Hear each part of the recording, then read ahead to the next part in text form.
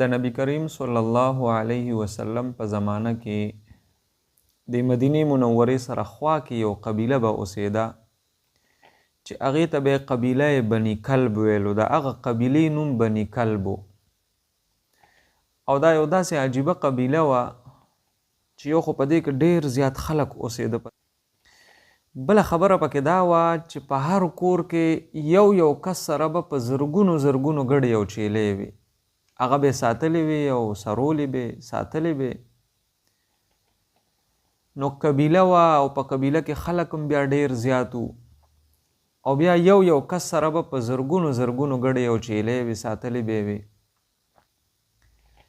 کله کله به چې رمضان المبارک راغی د روژې دا مبارکه میاشت به راغه نو نبی کریم صلی الله علیه وسلم به صحابه کرامو ته فرمایل د دغه قبیلې نوم به ورته اغسته چې دغه بني کلب قبیله نه ده وی په دې کې چې دا څومره خلک دي او بیا د خلکو سره دا څومره ګډې او چیلې دي وی الله جل جلاله د رمضان المبارک په دې مبارکه میاشت کې د بني کلب قبیلې د ګډو او چیلو د ویختو برابر جهنمیان الله پاک د جهنم نه بری کوي. سوچ دې خبرې ته وکړي. یو چیلې که انسان راونیسي او د دې دا ویخته شمارل شروع کړي نو په کروڑونو ویخته دي انسان یې نشي شمارلی.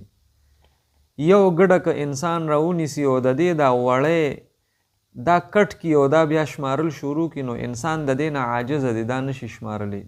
یعنی دومره ډیر تعداد سره په ګډ او چیلې باندې ویخته دي او بیا دغه بني کلب قبیله چې یو سړي سره به په زرګونو ګډې او چیلې وي. او نبی کریم صلی الله علیه وسلم فرمایي چې د بني کلب د قبیلې دا څومره خلکو سره چې دا څومره ګډې او چیلې دي په دغه ګډو او چیلو باندې چې دا څومره ویخته دي د دغه ویختو برابر جهنمیان الله جل جلاله د رمضان المبارک د دې مبارک میاشتې په برکت باندې د جهنم نه بری کوي. تاسو خپل سوچو کوي د الله جل جلاله رحمت قسم دې دا بانی لټي بانی دومره غیرتی بادشاه او دومره مینه محبت د خپل بندگانو سره کوي چې یو داسې میاش ورته ورنصیب کی چې هغه ته رمضان المبارک وي د روزې میاش ورته وي.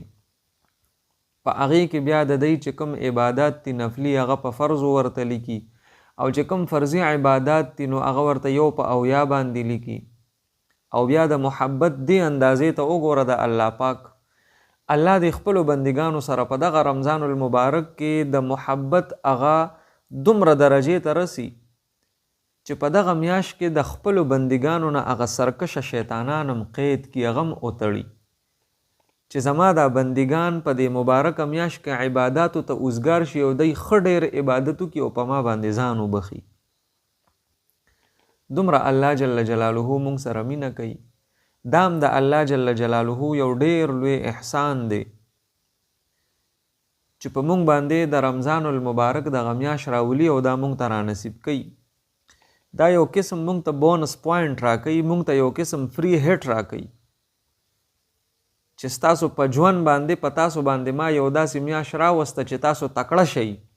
په هغې کې ستاسو نه زه شیطانان تړم، سرکشه شیطانان تاسو نه ما قید کړي دي، هغوی به ستاسو خوا ته نه درځي. که تاسو ما ته ودرېږئ او نفل کوئ نو هغه به درته زه په فرضو باندې لیکم او که فرض کوئ نو د هغې به درته د اویو فرضو برابر ثواب در کوم. او بیا د نبی علیه السلام دغه حدیث مبارک چې بني کلب قبیله وه او په زرګونو خلق په هغې کې اوسېده او یو کس سره به په زرګونو ګډې او چیلې وي. نبی علیه السلام فرمایي چې په رمضان المبارک کې هره ورځ الله جل جلاله د بني کلب قبیلې د ګډو چیلو د ویختو برابر جهنمیان د جهنم نه بری کوي.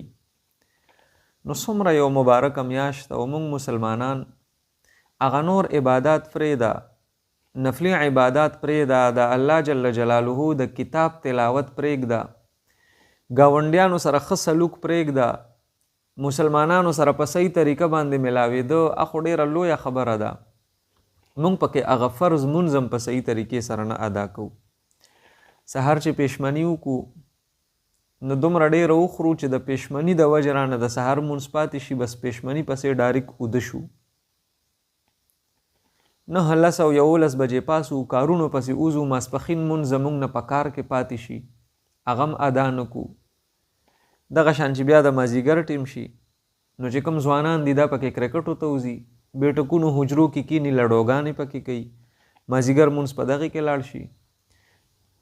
چې کوم داسې لږ مشران دي هغه پکې د کور سوداګانې را چلی بس په سوداګانو کې ته د مازدیګر مونځ لاړ شي او بیا د ماښام مونځ دی نو هغه زمونږ نه په روژه ماتي کې لاړ شي.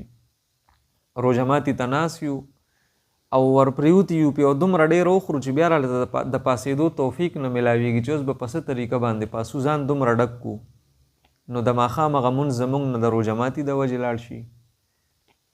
او ماسخوتن خو کله نایټ میچونه یي کرکټونه یي د شپې دا کرکټ خلک کوي او کله مسلمان بس هغه ایمان یې ځان ته دومره په خپله کمزورې کړي وي چې یاره اوس تراویح دي او دا 20 رکاته دي دې کې به ودرېږي څنګه نو د تراوو د وجې او د کرکټو د وجې او د تاش او د لډو د وجې هغه موږ نه د ماسخوتن هغه تراویح هم پاتې شي.